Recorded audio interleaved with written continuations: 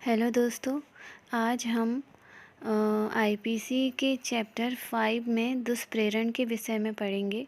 तो चलिए शुरू करते हैं। सेक्शन 107 किसी बात का दुष्प्रेरण की बात करती है।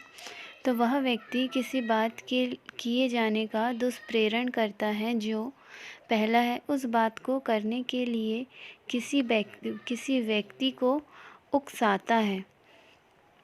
दूसरा है इसमें उस बात को करने के लिए किसी षड्यंत्र में एक या अधिक अन्य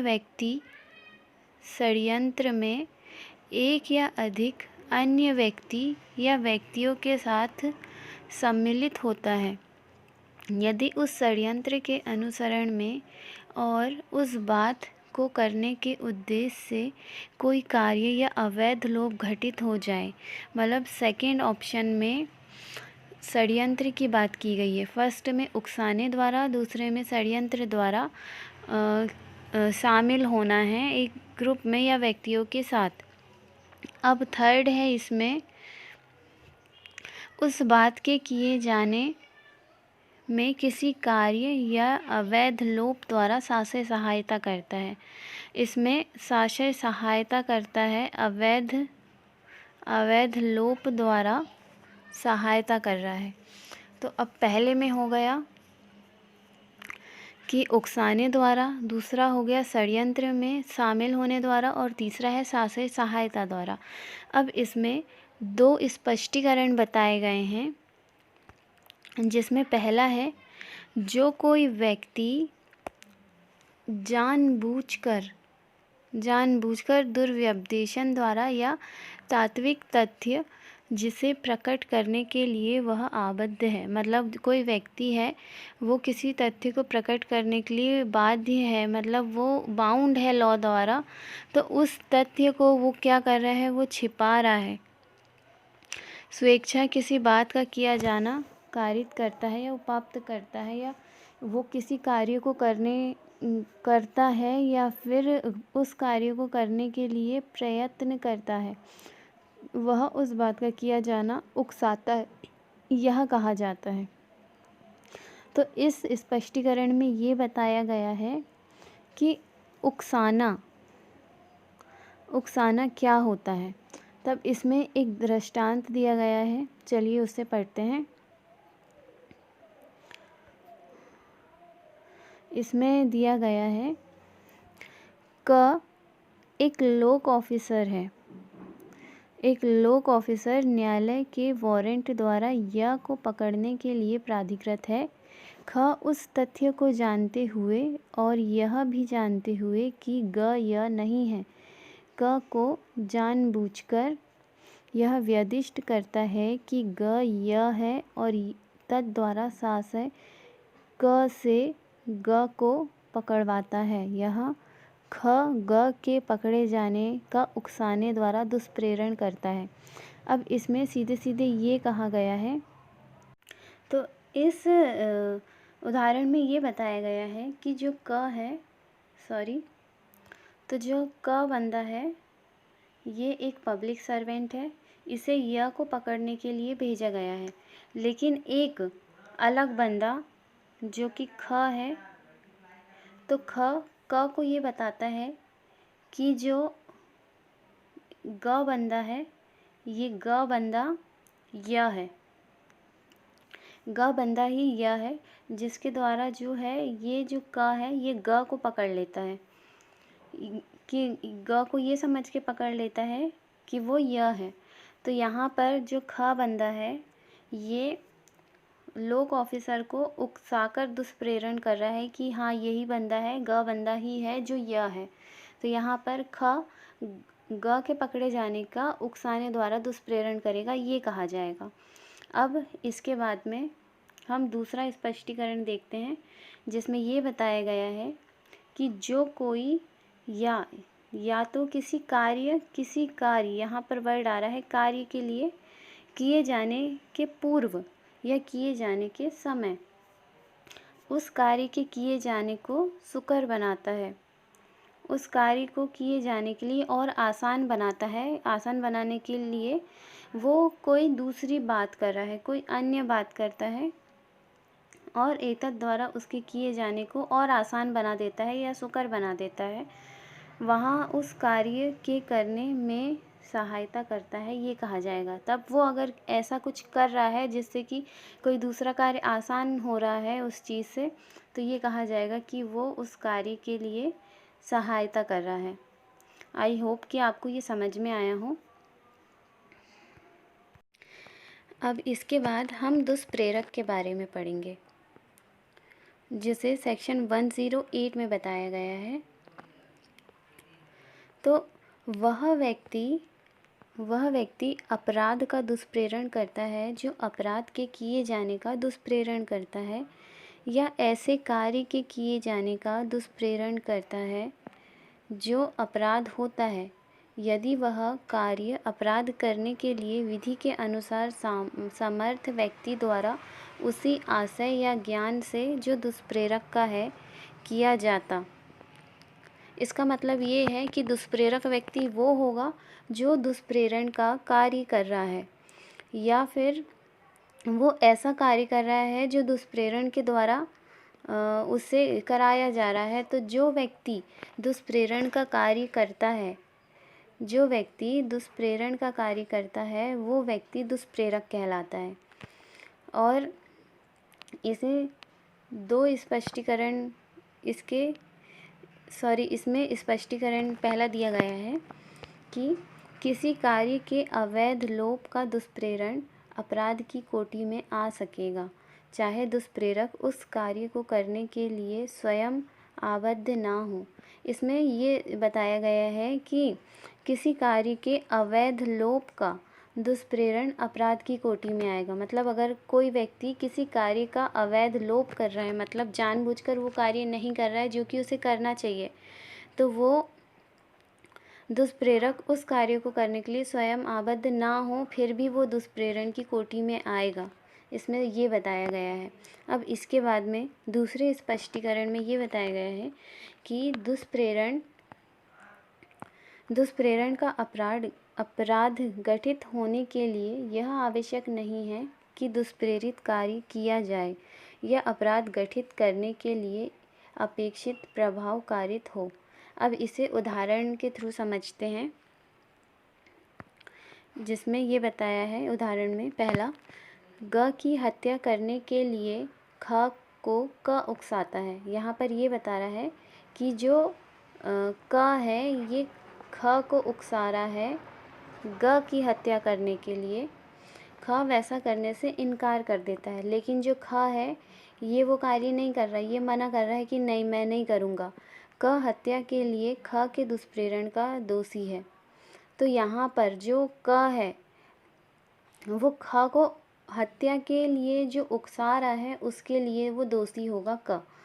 यहाँ सीधे सीधे ये कहा गया है। यहाँ पर अब हम इसका स्पष्टीकरण देखते हैं जो पहले बताया था। यहाँ पर पहले ही बता दिया गया था कि ऐसा ज़रूरी नहीं है कि दुष्प्रेरित कार्य किया ही जाए, दुष्प्रेरित कार्य का किया जाना ही ज़रूरी नहीं था। यहाँ पर उस सामने वाले ने व्यक्ति उस जो क है उसने ख को वैसा करने के लिए उकसाया, तो वो वहाँ पर भले ही वो कार्य ख ने किया हो या ना किया हो, फिर भी क उसके दुष्प्रेरण का दोषी होगा। यहाँ सीधे ये कहा गया है। अब हम सेकंड उदाहरण को देखते हैं, जिसमें ये बताया गया है घ की हत्या करने के लिए ख को क उकसाता है। मतलब यहाँ पर क है, ये ख को उकसा रहा है कि घ की हत्या करने के लिए। ख ऐसी उकसाहट के अनुसरण में घ को विद्व करता है, घ का घाव अच्छा हो जाता है। तो क के उकसाहट में ख ने घ को घाव दिया, लेकिन फिर उसका घाव ठीक हो गया घ का। क हत्या करने के लिए ख को उकसाने का दोषी है। तब फिर भी वो कार्य भले ही पूरा ना हुआ हो, लेकिन क फिर भी ख को उकसाने के लिए कि घ की हत्या कर दे, फिर भी वो दोषी होगा अबेटमेंट करने का। अब इसके बाद में हम स्पष्टीकरण 3 देखते हैं। तो स्पष्टीकरण 3 ये कह रहा है कि यह आवश्यक नहीं है कि दुष्प्रेरित व्यक्ति अपराध करने के लिए विधि अनुसार समर्थ हो। मतलब दुष्प्रेरित व्यक्ति का अपराध करने के लिए विधि के अनुसार सामर्थ होना जरूरी नहीं है, ये कहा है। या उसका वही दूषित आशय या ज्ञान हो जो दुष्प्रेरक का है। मतलब जो दुष्प्रेरक ने किसी व्यक्ति को दुष्प्रेरित किया है। अब यहाँ पर एक वर्ड आया है, दुष्प्रेरित व्यक्ति और एक दुष्प्रेरक। तो हमने देखिए इसके पहले वाले 107 में हमने पढ़ा था दुष्प्रेरण के बारे में। तो जो व्यक्ति दुष्प्रेरण करता है वो व्यक्ति होता है दुष्प्रेरित, उसे दुष्प्रेरित व्यक्ति कहा गया है। और जो उस व्यक्ति को उकसा रहा है वो होगा दुष्प्रेरक। ठीक है। अब इसमें ये कहा गया है कि यह आवश्यक नहीं है कि जो दुष्प्रेरित व्यक्ति अपराध करने के लिए विधि द्वारा सामर्थ हो। पहली बात तो जो इसमें कही गई है कि वह व्यक्ति विधि द्वारा सामर्थ हो, और दूसरी बात ये कही गई है कि ऐसा ज़रूरी नहीं है कि दुष्प्रेरित व्यक्ति और दुष्प्रेरक व्यक्ति दोनों का आशय और ज्ञान एक जैसा हो। मतलब ज़रूरी नहीं है जिस आशय से और जिस ज्ञान से दुष्प्रेरक व्यक्ति ने दुष्प्रेरित व्यक्ति को वो कार्य करने के लिए कहा हो, प्रेरित व्यक्ति का भी वही आशय और ज्ञान हो। तो इसे उदाहरण के थ्रू समझते हैं। तो इसमें ये कहा गया है, क दूषित आशय से एक शिशु या पागल को, जो क है ये एक दूषित आशय से एक शिशु को या पागल को वह कार्य करने के लिए दुष्प्रेरित करता है जो अपराध होगा यदि वह ऐसे व्यक्ति द्वारा किया जाए जो कोई अपराध करने के लिए विधि अनुसार सामर्थ है। मतलब क है, ये शिशु को अपराध करने के लिए दुष्प्रेरित कर रहा है, लेकिन जो शिशु है ये अपराध करने के लिए सामर्थ्य व्यक्ति नहीं है। ये सामर्थ्य व्यक्ति नहीं है, पर फिर भी यहाँ पर ये समझा जाएगा कि जो क है इसने किसी सामर्थ्य व्यक्ति को ही ये कार्य करने के आशय से ये कार्य दिया है, जो कि क का है। यह चाहे वह कार्य किया जाए या ना किया जाए, का अपराध के दुष्प्रेरण के लिए दोषी है। यहाँ पे भले ये शिशु ये कार्य करे या ना करे, फिर भी का उस अपराध के लिए दोषी होगा, उस अनुसार होगा कि उसने वो कार्य किसी बड़े इंसान से करवाया है, किसी शिशु या पागल से ना करवाकर। अब इसे सेकंड उदाहरण से भी समझते हैं। तो इसमें ये बताया गया है कि य की हत्या करने के आशय से ख को, जो 7 वर्ष से कम आयु का शिशु है, वह कार्य करने के लिए क उकसाता है, जिससे य की मृत्यु कारित हो जाती है। ख दुष्प्रेरण के परिणाम स्वरूप वह कार्य क की अनुपस्थिति में करता है और उससे य की मृत्यु कारित करता है। यहाँ यद्यपि ख वह अपराध करने के लिए विधि के अनुसार सामर्थ्य नहीं था, तथापि क उसी प्रकार से दंडनीय है मानो ख वह अपराध करने के लिए विधि अनुसार सामर्थ्य हो और उसने हत्या की हो, और इसलिए क मृत्युदंड से दंडनीय है।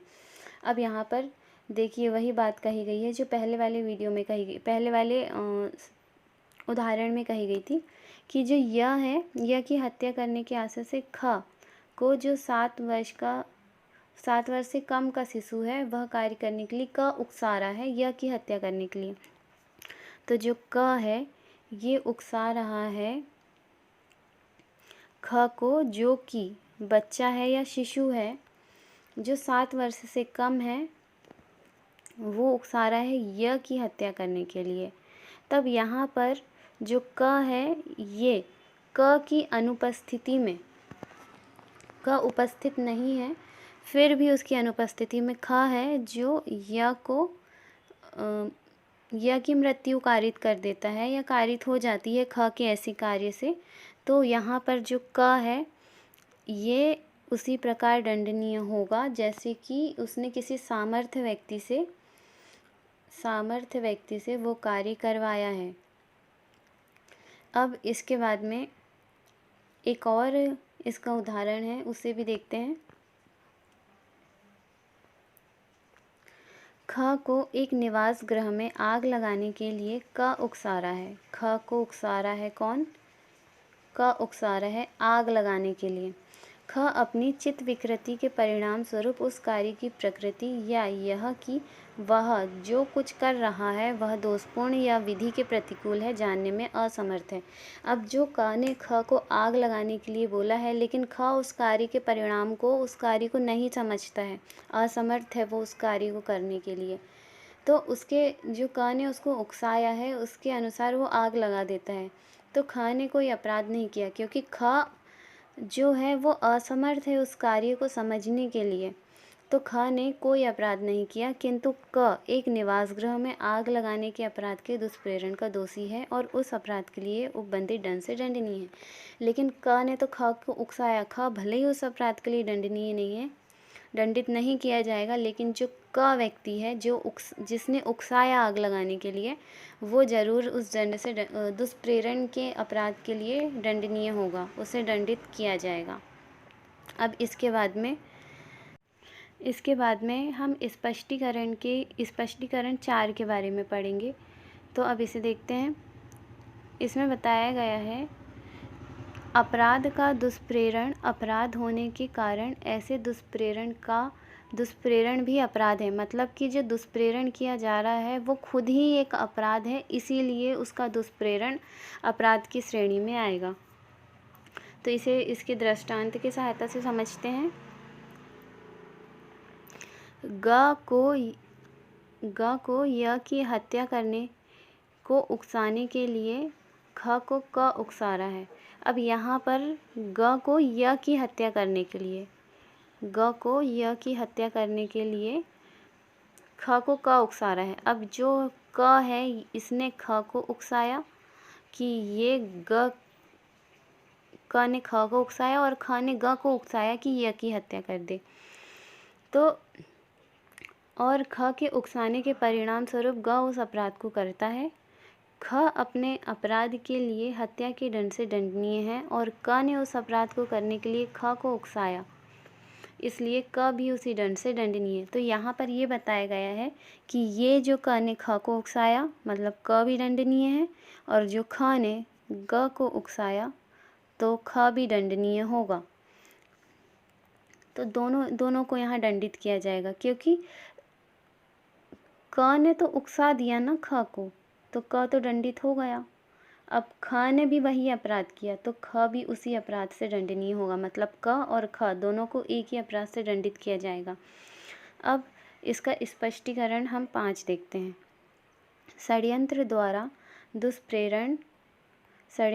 दुष्प्रेरण का अपराध करने के लिए यह आवश्यक नहीं कि दुष्प्रेरक उस अपराध को करने वाले व्यक्ति के साथ मिलकर उस अपराध की योजना बनाए। यहाँ सीधे सीधे ये कह दिया गया है कि अगर जो कोई षड्यंत्र का कार्य है, षड्यंत्र द्वारा दुष्प्रेरण करवा रहा है, तो यहाँ पर दुष्प्रेरक और दुष्प्रेरित व्यक्ति का साथ में मिलकर उस योजना को बनाए, ऐसा जरूरी नहीं है। यह पर्याप्त है कि उस षड्यंत्र में सम्मिलित हो जिसके अनुसरण में वह अपराध किया जाता है। मतलब कि वह बस इतना ही काफ़ी है कि वो दोनों ने उस योजना को बनाया है और वो षड्यंत्र में शामिल है।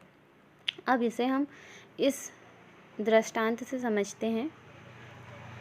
यहाँ य को विष देने के लिए क एक योजना ख से मिलकर बना रहा है। अब क ने एक योजना बनाया ख के साथ मिलकर ग को विष देने के लिए। यह सहमति हो जाती है कि क विष देगा। अब सहमति ये हो गई कि विष देगा, विष देने का काम होगा क का। तो ख तब यह वर्णित करते हुए ग को यह योजना समझा देता है कि कोई तीसरा व्यक्ति विष देगा।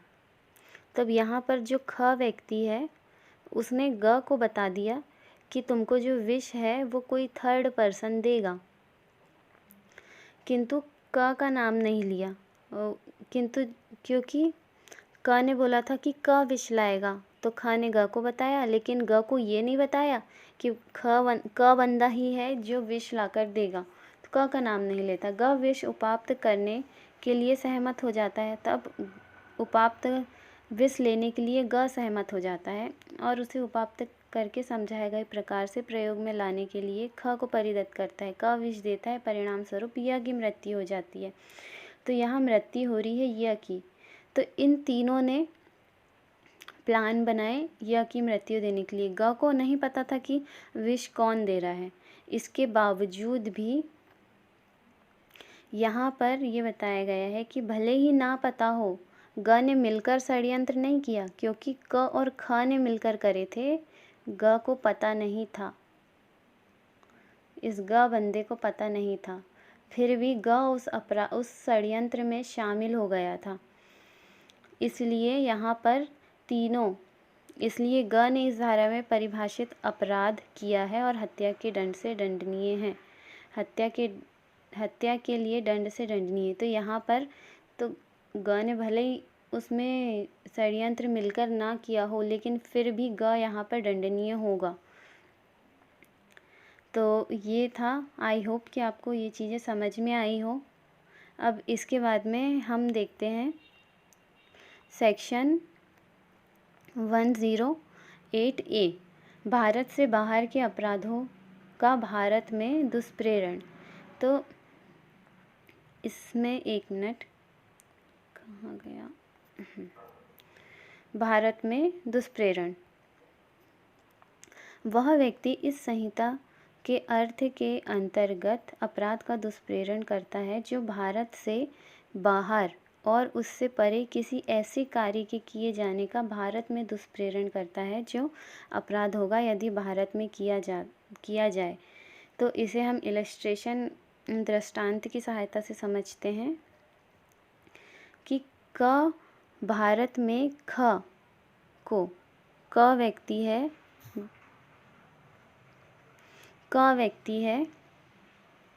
जो ख को, जो कि भारत में है, जो गोवा में विदेशी है। क्योंकि गोवा भारत में आता है तो ये जो ख है ये विदेशी है, गोवा में हत्या करने के लिए उकसाता है।